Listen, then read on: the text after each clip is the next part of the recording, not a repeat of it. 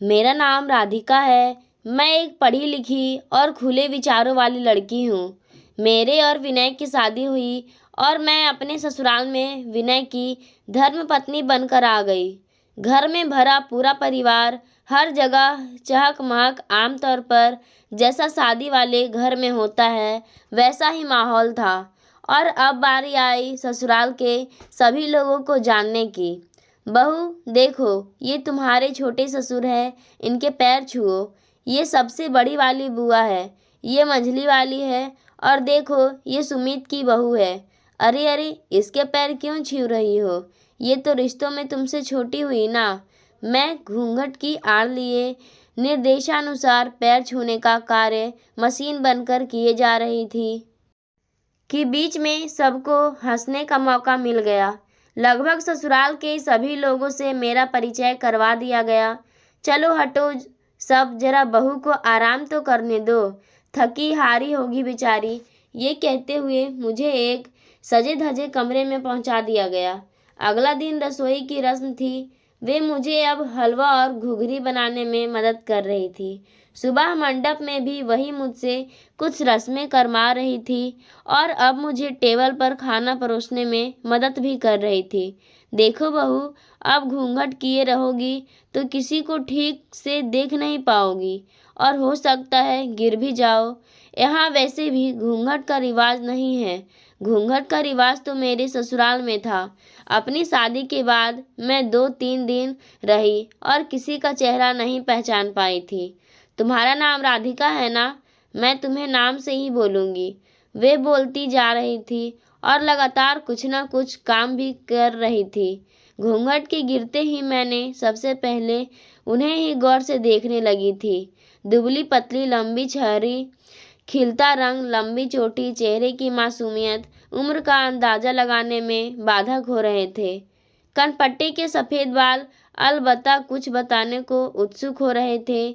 शादी वाले घर के अनुरूप सुनहरी बॉर्डर वाली सिल्क साड़ी व कुछ जेवर उनके तन की शोभा बढ़ा रहे थे और माथे पर सिंदूर की रेखा वो नई दुल्हन से कम नहीं लग रही थी।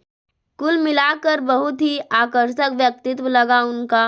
कल से आज तक में मैंने उनको ही सबसे ज़्यादा काम करते या करवाते देख रही थी। बाकी लोग या तो थकान उतारने की मुद्रा में थे या वापसी की तैयारियों में व्यस्त थे। वे सबके लिए रास्ते का खाना पैक करा रही थी। उस बीच मेरी सास मेरे मायके से आए हुए उपहारों को ठिकाने लगा रही थी। भाभी, मैंने पूजा घर को समेट दिया है। देखिए ये खराब हो जाएगा, इसे बाहर रख देती हूँ। अरे कोई हलवाई को सब्जी का थैला पहुँचा दो। इस डब्बे को किसने यहाँ रख दिया है? कोई गिरा जाएगा तो। भैया कहाँ हो? तुमसे कोई मिलने आए हैं। उनकी आवाज़ और उपस्थिति हर जगह मालूम हो रही थी। बाद में मैंने अपने पति देव से जब पूछा, वे कौन हैं जो घर में सबसे ज़्यादा काम कर रही है? मुझे सबसे तो परिचय करवा दिया पर उनसे नहीं। विनय ने कहा। कौन वो? अरे वो तो मालती बुआ है, उन्होंने बहुत लापरवाही से कहा और बाहर चले गए। जब ये फूफा जी हैं तो फूफा जी किधर है? ये प्रश्न राधिका के मन में रह गया। शाम तक शायद वो भी चली गई, पर 4-5 दिनों के बाद जब पगफेरों के लिए मैं भाई संग जा रही थी तो बुआ जी फिर दिखाई दे गई। कभी मुझे देने के लिए लड्डू का दौरा बांध रही थी तो कभी मेरे भाई को विदाई दे रही थी। एक बात मैं आज गौर कर रही थी कि शायद वे मुझसे कुछ कहना चाह रही थी। हर थोड़ी देर पर मेरे पास आती, मेरे हथेलियों को थामती और कहती राधिका, फिर इधर उधर देख चुप हो जाती। उनकी आंखों की बेचैन पुतलियां भी कुछ कहने पूछने का आमंत्रण दे रही थी। मैं भी लौटने की हड़बड़ी में थी तो उनको ज़्यादा समय नहीं दे पाई। मायके लौटने के कुछ दिनों के बाद मैं अपने पति विनय के संग उनकी पोस्टिंग पर चली गई जहां वो नौकरी करते थे। वहीं मेरी सासू माँ भी आई। एक दिन मेरे मन में मालती बुआ जी का कीड़ा कुलबुलाया तो मैंने उनसे पूछा, बुआ जी कहाँ रहती है? शादी वाले एल्बम में फूफा जी कौन से हैं? कितना काम वो करती हैं? मैंने देखा कि सासू माँ मुझे अनसुनी कर इधर उधर हो गई। फिर मैं ध्यान देने लगी कि मालती बुआ जी की चर्चा करने पर घर में कोई कुछ बताना नहीं चाहता है। एक तरह से समझ में आने लगा कि उनकी चर्चा पर सब कतराने लगते हैं। बहरहाल जीवन में इतना कुछ घटित हो रहा था कि मालती बुआ जी जल्दी ही चली गई। मेरे ससुर जी की भी पोस्टिंग दूसरे शहर में थी, इसलिए पुश्तैनी घर जाने का मौका साल भर में एक आध बार ही आता था। मैं नौकरी के साथ साथ अपनी गृहस्थी में भी पूरी तरह रम चुकी थी। हाँ, मालती बुआ जी सबकी बातचीत में हवा के झोंक की तरह आती जाती रहती। एक बार मेरी तलाकशुदा बड़ी ननद सुजाता की बातों में मालती बुआ मेरे लिए फिर जीवंत हो उठी, जब उन्होंने कहा, मुझे तुम लोग मालती बुआ मत समझना। अच्छा हुआ जो मैंने अपनी पढ़ाई पूरी कर ली, वरना तुम सब मुझे भी मालती बुआ बनाकर ही छोड़ देते। उस दिन सुजाता दीदी ने समृद्धि वन से मालती बुआ जी को खींच कर बाहर ला ही दिया था। जाने वे क्या कहना चाहती थी। उस दिन मेरे मन में घुमड़ने लगा। दरअसल मेरे साथ किसी महिला की रहने की बात हो रही थी, क्योंकि मेरे गर्भावस्था के अंतिम चरण थे। सुजाता दीदी को किसी ने कुछ कहा भी नहीं था, पर वे यूं ही शब्द बांध छोड़ रही थी। दीदी, क्या हुआ था मालती बुआ को जो आपने ऐसा कहा? मालती बुआ के बारे में अपनी समस्त उत्सुकताओं को मन की डिबिया में दबाए मैंने यथासंभव एक नन्हा सा प्रश्न उछाला था, ननद सुजाता की ओर। उनकी तुनुका मिजाजी और गुस्सैल स्वभाव का परिचय सूत्र मुझे पूर्व में अनुभव हो चुका था। इतना बोलकर मैं स्वयं उधर से मुख मोड़ चुकी थी, क्योंकि मैं खानदान की इस व्यवहार से परिचित हो चुकी थी कि मालती बुआ के बारे में कुछ पूछा जाए तो झट उल्टे दिशा में मुड़ जाना है। परंतु इस बार तो बोल फूटे ही नहीं। सुजाता दीदी ने उसे रहस्यमयी पर्दे को अनावृत कर ही दिया। उस दिन जाने किस मूड में थी बुआ। 15 साल की थी जब उनकी शादी हुई। उनके पति तब 20 साल के रहे होंगे। उनकी रूप की चर्चा बचपन से ही थी। घर की बाकी बहनें उनकी सुंदरता पर ईर्ष्या करती। एक विवाह समारोह में उन्हें देखकर उनकी सास ने वहीं हाथ में अपने कंगन खोलकर पहनाकर लड़की छेक लिया था कि कोई और इसे अपनी बहू ना बना ले। दूसरी बहनों के रिश्ते खोजने में जहाँ दादा की एड़ियाँ घिस गई थी, वहीं सबसे छोटी नंदिनी को बैठे बिठाए इतने बड़े घर से रिश्ता मिल गया था। इन सब के बीच उनके कम उम्र को लेकर किसी को भी कोई फर्क नहीं हुई थी। बहनों की आंखों का कांटा मालती का सौभाग्य बन गया। शादी में अभी कुछ महीने बचे थे, पर उनके ससुराल से आए दिन कोई ना कोई आता, उनसे मिलता और कुछ नेग पकड़ा कर ही जाता। उनकी होने वाली सास भी 2-3 बार चक्कर लगा गई और जब आती मालती के लिए महंगे साड़ियाँ, गहने और उपहार लेकर आती और अपने हाथों उन्हें सजा सवा कर निहाल होती। 15 वर्ष की बालिका अपने नए गहनों कपड़ों में ही मगन थी कि शादी का दिन करीब आ गया। शादी बहुत धूमधाम से हुई थी। घर खानदान में वैसी वैभवशाली बारात नहीं आई थी। दादाजी ने भी दिल खोलकर स्वागत सत्कार किया था। सबसे छोटी बेटी की विदाई जो थी, बारात 3 दिनों तक रखी गई थी। हर दिन चारों वक्त अलग अलग मेन्यू और मिष्ठान की व्यवस्था की गई थी। मालती बुआ के पति जब दरवाजे पर आए तो एक साथ कितनों के दिल पर सांप लौट गया। मालती बुआ से पहले वाली बहन के मुंह से निकल भी पड़ा था, पिताजी को मेरे वक्त इस लड़के का पता क्यों नहीं चला। जयमाल का रिवाज ना था। फेरों के वक्त भारी साड़ी और उस पर जड़ाऊं चादर के तले दबी सिमटी मालती बुआ कपड़े गहने संभालती हुई दूहरी हुई जा रही थी। किनके संग फेरे लिए, किसने मांग भरी, उसका मुखड़ा अब तक नहीं देख पाई थी। विवाह समाप्त होते होते भोर हो गई। विदाई का मुहूर्त सूर्योदय से पहले का ही था। सो कोहबर के रस्मों को जल्दी निपटाकर खोइंचा भर उनकी विदाई कर दी गई। 3 दिनों से मेहमान बने उनिंदे से सारी बारातें झटपट में पहले से तैयार बस में जा बैठे थे।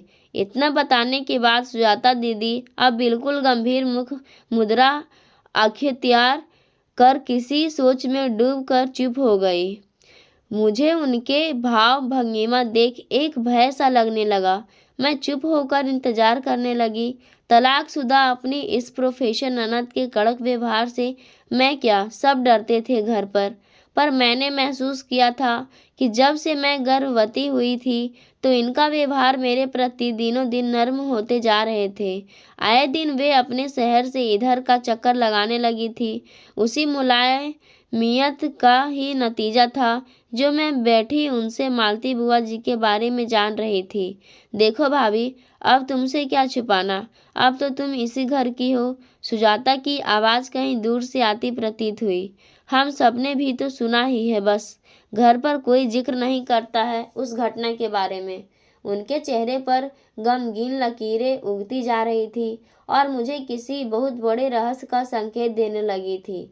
बारात विदा कर सब इधर उधर लौटे बैठे थकान उतारने लगे। अधिकतर लोगों को जिधर जगह मिली पर पैर फैला सोने का उपक्रम करने लगे। हलवाई ने दिन चढ़े कढ़ाई चढ़ा नाश्ते का प्रबंध शुरू किया। अब तक मालती अपने ससुराल पहुंच गई होगी। मंगलाचार स्वागत गीत हो रहे होंगे। यहाँ से मालती का ससुराल कितनी दूर होगी? अगर घाटी में जाम ना मिले तो भी 5-6 घंटे तो लग ही जाएंगे। घर में बातें चल रही थी कि किसी मोटरसाइकिल वाले की रुकने की आवाज़ आई। बड़े जोरों की धम से गिरने की भी आवाज़ आई। अचानक सुजाता दीदी फिर कुछ क्षणों के लिए चुप हो गई। मुझे किसी अनहोनी का आभास हो गया। उस दिन बारातियों से भरी बस घाटी में पलट गई थी और बारातीगण वापस पहुँचे ही नहीं। सुजाता दीदी की बातों को सुन मन ऐसा विचलित हो गया कि कुछ और सुनने की उत्सुकता ही नहीं बची। सुजाता दीदी की आंखों से भी अविरल आंसू बहते रहे। घर परिवार यही होता है ना, सब एक दूसरे से जुड़े हुए, दुख सुख के साथी भागीदार। कुछ ही दिनों में मैं एक शरीर से दो ही हुई। तब तक मालती बुआ जी भी आ ही गई थी। अब इतने दिनों में ये समझ आ गया था कि उनके बिना यहाँ कोई प्रयोजन पूरा नहीं हो सकता है। फिर धीरे धीरे सब अपनी नौकरियां पर लौट गए।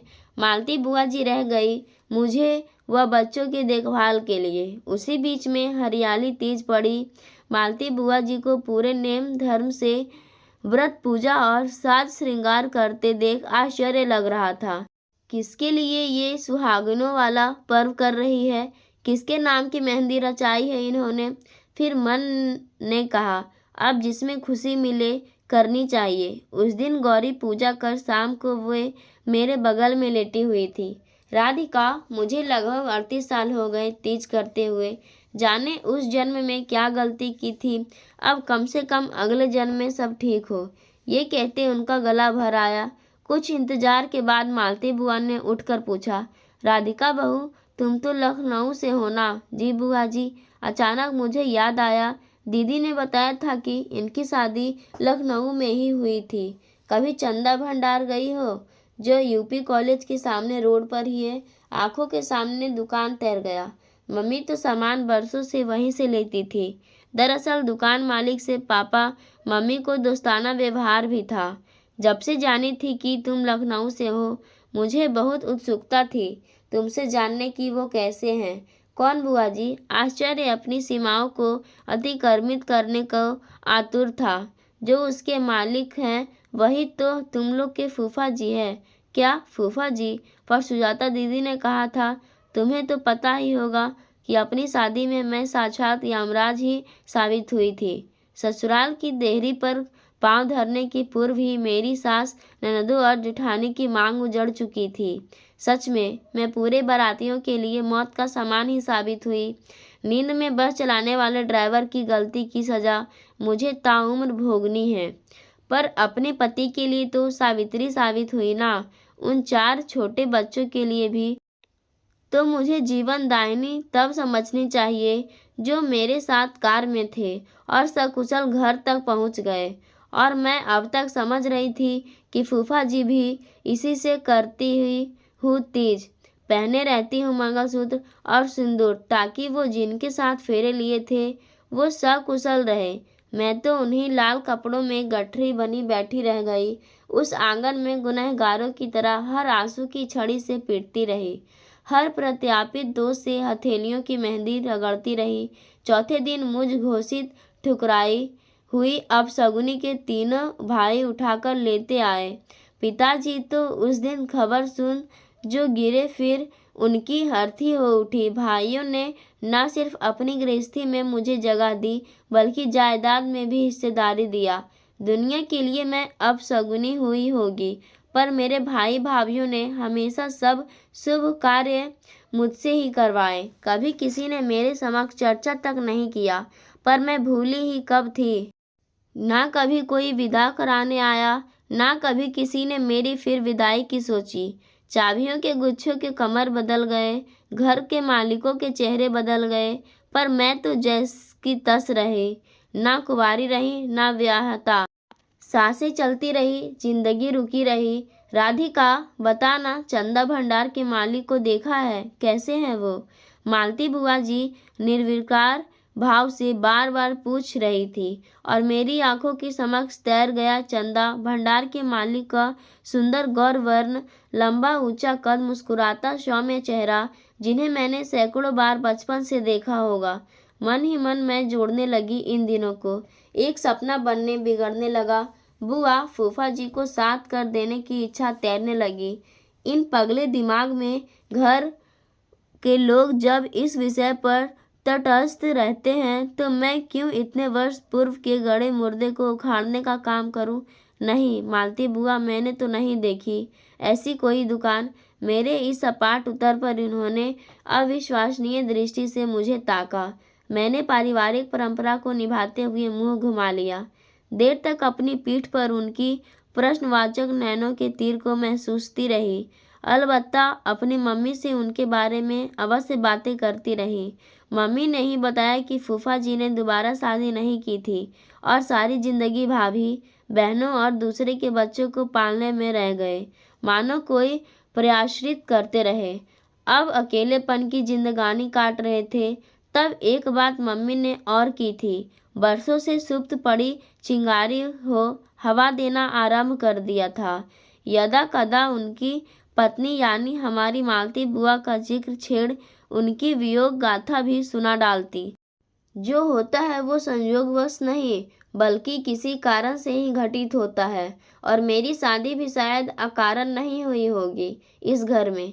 इधर कुछ दिनों से मम्मी ने फूफा जी की बीमारी और अकेलेपन की बातें मुझे सुनवानी शुरू कर दिया था। जिन रिश्तेदारों के लिए उन्होंने अपनी पत्नी को त्याग दिया था, वे आज उन्हें त्याग चुके थे। लोग तो आजकल माँ बाप के नहीं होते हैं, तो फिर ये तो किसी के मामा थे तो किसी के चाचा। समय के साथ सबके घाव भर गए, सब जिंदगी में आगे बढ़ गए। रुकी रही गई जिंदगानियाँ तो यहाँ मालती बुआ जी और वहाँ फूफा जी की। मैंने ऑफिस जाना शुरू कर दिया था और मालती बुआ को वहाँ पुश्तैनी मकान में वापस नहीं जाने दिया था कि अकेले ही तो रहना होगा उन्हें। हर कोई इतने बरस से उनसे स्वार्थ ही तो साधता रहा परिवार में। मैं भी अपवाद नहीं थी। नहीं कहूँगी कि मैंने निस्वार्थ ही रोका था। उस दिन मेरे मम्मी पापा आने वाले थे। हम सब व्यस्त थे कि डोरबेल बज उठी। राधिका बहू, लगता है तेरे मम्मी पापा आ गए। मैं दरवाज़ा खोलती हूँ। बुआ जी ने मुन्ने को गोद में खिलाते हुए कहा। मुन्ने की नानी आएगी, नानी खिलौने लाएंगी, कहती मालती बुआ दरवाज़ा खोलने लगी। राधिका, देख जरा कोई आया है। बाहर मैं नहीं पहचान रही। बुआ जी ने रसोई में आकर धीरे से मुझे कहा। मैं रसोई से बैठक में आई तो मानो मुझे करंट लग गया। तभी पापा मम्मी भी अंदर आ गए। मालती बुआ, बुआ आओ इधर, मैंने उन्हें पुकारा। बुआ, इनसे मिलो, इनका लखनऊ में चंदा भंडार नाम की दुकान है। अब बुआ के चौंकने की बारी थी। वे आंखें मलती हुई दोबारा हड़बड़ी में बैठक में आ खड़ी हो गई। सच में मेरे पापा मम्मी उस दिन मेरे ससुराल वालों के लिए खुशियों की चाबी लेकर आए थे। मालती, मैं तुम्हें लेने आया हूँ। जो गलती मैंने की है तुम्हारे साथ, उसकी कोई माफ़ी तो नहीं होगी, मैं जानता हूँ, पर जीवन संध्या में तुम संग होगी तो कुछ प्रायश्चित अवश्य कर सकूँगा। जवानी तो कट गई, पर बुढ़ापा तन्हा काटे ना कट रही, उन्होंने अपनी धीर गंभीर वाणी में कहा। मालती बुआ इस औचक आगत से अवाक थी। अविश्वसनीयता से निढाल हो वही एक कुर्सी पर ढेर सी हो गई। बस डबडबाई नैनों से सबको ताक रही थी, जिनमें हजारों हजार सवाल आंसुओं संग सैलाब बनने को आतुर हो रहे थे। जब तक सबने खाना पीना किया, मैंने उनका बैग तैयार कर दिया, जिसमें उनके कुछ कपड़े और दवाइयाँ थी। पर उनके आंसुओं को मैं कैसे समेटती, हजारों तन्हा रातों की बेबसी को कैसे भरती बैग में। बैग तो इतना बड़ा था ही नहीं जो उस इल्ज़ाम को पनाह दे देता जिसकी मार वह ताउम्र झेलती रही थी। 15 साल की बच्ची के मानस पर छाई उसे खौफनाक यादों का मैं क्या करती जो उम्र के साथ बड़ा नहीं हुआ था। उस आस्था और विश्वास को मैं क्या करती जो बिना पति का मुख देखे तीज करते रहे थे। फिर बुआ की आंखों को, प्रश्न को, सबको मथने में कोई कसर नहीं छोड़ रही थी कि आखिर बुढ़ापे में ही क्यों याद आई। मानो ना पहले मेरे अस्तित्व की कोई अहमियत थी ना। अब मैंने बहुत जतन किया कि अपनी मालती बुआ के आंचल में मैं खुशियों का ही खोइचा भरूं। मालती बुआ अपने घर जा रही थी पर खुश नहीं दिख रही थी। उसी तरह विचारों में मग्न वे फूफा जी के साथ कार में जा बैठी। दोस्तों, आज की कहानी आप सबको कैसी लगी, हमें कमेंट के माध्यम से ज़रूर बताएं। धन्यवाद।